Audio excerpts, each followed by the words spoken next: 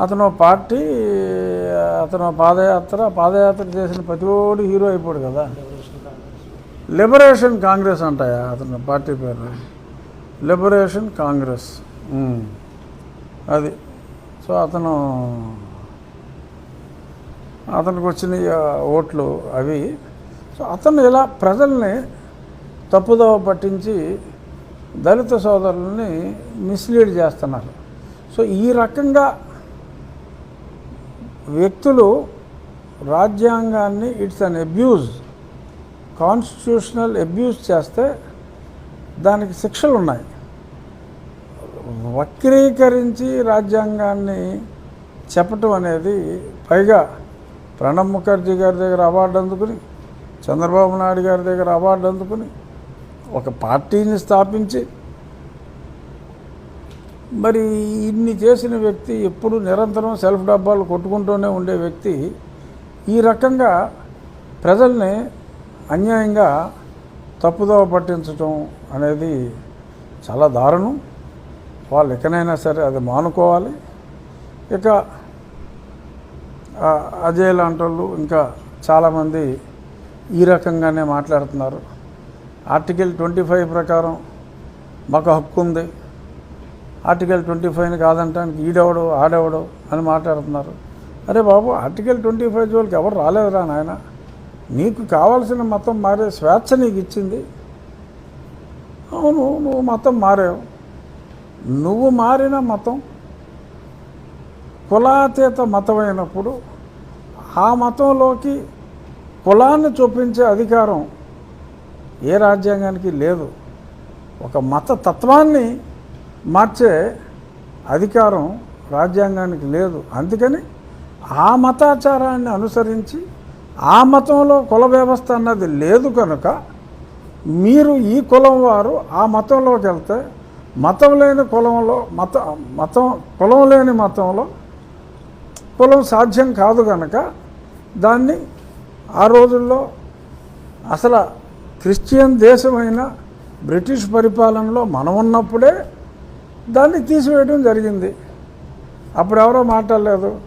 ఓ బ్రిటిషోడా నువ్వు చర్చి ఇచ్చితివి మేము ప్రార్థించుకుంటకు అని ఒక నీల్ కుమారు మాట్లాడాడు. ఈ నీల్ కుమారు రకరకాల కుమారులందరూ ప్రార్థించుకునేటకు చర్చిని ఇచ్చితివి, చదువుకునేటకు కాన్వెంట్ ఇచ్చితివి అని మాట్లాడినోళ్ళే కదా.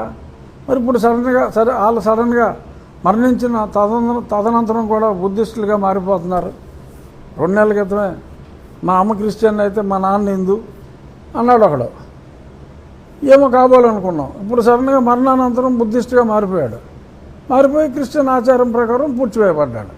ఏంటో మరి మనకు అది అర్థం కాదు. సరే, అదొక ప్యారలల్ ట్రాక్ అనుకో. బట్ బేసిక్గా నేను చెప్పేది ఏంటంటే, దయచేసి మా హిందూ దళిత సోదరుల్ని మోసం చేయకండి. ఆ మోసం మీద కొన్ని వీడియోలు రెడీ చేయమన్నాను కదా. సరే, ఒకసారి గుడి పూర్తి చేసి మోసాలకు వెళ్దాం. ఇది ఏ సంవత్సరం అమ్మా మనకి? సుమారు 30 సంవత్సరాల క్రితం,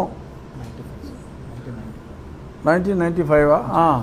1995లో అప్పుడు చేతక్కులుండి అప్పుడు ఈ గుడి దగ్గర పానకాలు ఇస్తూ ఆ గుడి బయట చెప్పులు ఇప్పారు. వీళ్ళంతా భక్తులు, అంతా పానకం ఇవన్నీ ఇస్తున్నారు. బహుశా అది రామనవమి రోజు అయి ఉండొచ్చు. అక్కడ మేము పందులు కోసుకునేవాళ్ళం అని చెప్పి ఎవరో మాట్లాడారు. సో అలా మాట్లాడితే మేము ఏదో ఇది వదిలి పారిపోతామనో అనుకున్నారు. అయిపోయింది అబ్బాయి. ఇంకా మీరు ఊరికనే మేము కేసులు పెడతాం, అట్రాసిటీ కేసులు పెడతాం, ప్రైజ్ మనీ కొట్టేస్తాం, అయ్యేం కుదరవమ్మా. Those days have gone my dear brothers. తర్వాత ఇదిగో కరెంటు బిల్లులు, ఎలక్ట్రిసిటీ బోర్డుగా ఉన్నప్పుడు 1993లో కరెంటు బిల్లు రామాలయము అని స్పష్టముగా కలదు.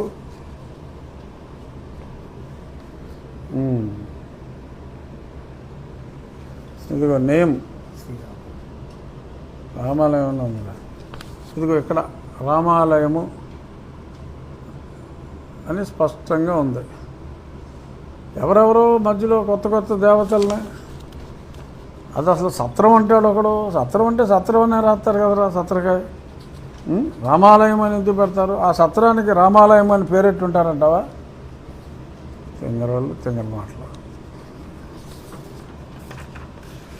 ఇదిగో ఆ తర్వాత కొత్త ఎలక్ట్రిసిటీ బోర్డు విడిపోయిన తర్వాత, డిస్ట్రిబ్యూషన్ కంపెనీలుగా వచ్చిన తర్వాత కూడా ఇది కరెంటు బిల్లు.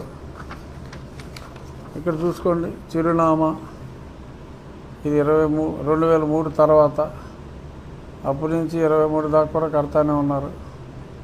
తర్వాత ఇది పీకేశారు కరెక్ట్. రామాలయము ఇవన్నీ ఇలా ఉంటే ఆడెవడో ఒకడు వస్తాడు, అక్కడ సత్రం ఉంది, లేదంటే ఇంకోటి ఉంది. పూర్వం అక్కడ అలా వెళ్తా అక్కడ సేద తీరేవారు. రామాలయం ఉన్నా సరే గుడి ప్రాంగణంలో మనకు అనాదిగా కూడా ప్రతి దేవాలయం వద్ద కూడా యాత్రికులు పడుకోవటం అనేది చాలా కామను. అంచేత ప్రతి గుడి దగ్గర, గుడి బయట రాత్రులు ఈ రోజుకి కూడా పడుకుని ఉంటారు. నేను ఎవడో పడుకుంటాను చూశాను, దీన్ని సత్రమందురు, ఇది దేవాలయము కానే కాదు, అటువంటి ముచ్చట మేము ఒప్పుకోనము అంటే ఒప్పేసుకుంటాం మనం. ఆడేదో ఇంగ్లీష్ టోన్లో, తెలుగులో ఇంగ్లీష్ టోన్లో మాట్లాడేస్తే ఒప్పేసుకుంటాం. తెంగరలో మనం మేము ఒప్పుకోనము అంటే అదలు బాగా అంటాం. ఇప్పుడు ధైర్యంగా ఎందుకు? క్రిస్టియన్లకు అధికారము లేదు, ఎస్సీ ఎస్టీ అట్రాసిటీ కేసు పెట్టే అధికారము లేదు కనుక, ఇది అందరికీ తెలిసింది కనుక వాచాలత తగ్గించుకుంటే మంచిది. సరే, ఇక్కడ ఇప్పుడు ఈ రకంగా మాట్లాడుతూ కొన్ని చోట్ల ఇంకా పాంప్లెట్లు పంచి ఇళ్లలోకి వచ్చేసి, నీకు ఒంట్లో బాగలేదు, ఒంట్లో బాగపోతే స్వస్థత చేకూర్చేదము, ప్రభు ఉన్నాడు అని ఇలా మాట్లాడేసేసి ఇండ్యూస్ చేస్తున్నారు. ఇలాగ ఇండ్యూస్మెంట్ అనేది 13 రాష్ట్రాల్లో యాంటీ కన్వర్షన్ బిల్ తీసుకొచ్చారు. 13వ రాష్ట్రం లేటెస్ట్ మొన్న మార్చి 30, అనగా ఈ రోజుకి 13 రోజుల క్రితం మహారాష్ట్రలో యాంటీ కన్వర్షన్ బిల్ పాస్ అయింది. ఈ యాంటీ కన్వర్షన్ బిల్ వలన ఏంటంటే, మామూలుగా ఎవరినన్నా ఒత్తిడి చేసి మత మార్పిడి చేస్తే అప్ టు 5 years శిక్ష, 1 to 5.